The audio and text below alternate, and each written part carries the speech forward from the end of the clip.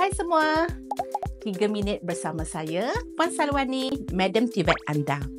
Hari ini saya nak kongsikan info menarik untuk anda semua lepasan SPM. Jom kita tengok apa pilihan yang menanti anda selepas SPM.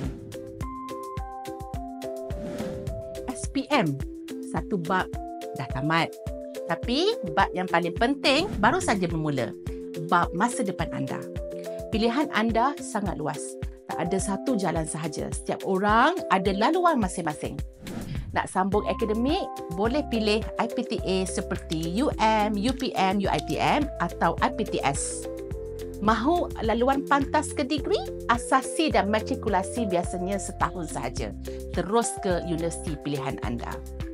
Atau anda lebih kreatif, lebih hands-on, TVET adalah pilihan yang terbaik.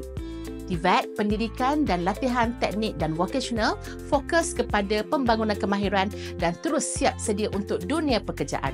Kalau anda lebih berminat dengan akademik yang mendalam, ambil STPM. Ya, tough, susah, tapi percayalah, ia tiket besar ke universiti dalam dan luar negara. Kalau masih keliru, jangan risau.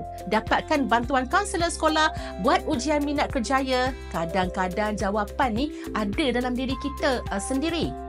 Dan jangan lupa, ibu bapa anda kat rumah adalah support system yang terbaik. Dengar, berbincang dengan mereka dengan hati yang terbuka.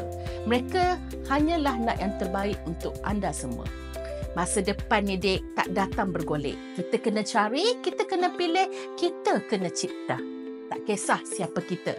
Dari kampung atau dari bandar, yang penting anda berani bermimpi, anda berani menanti.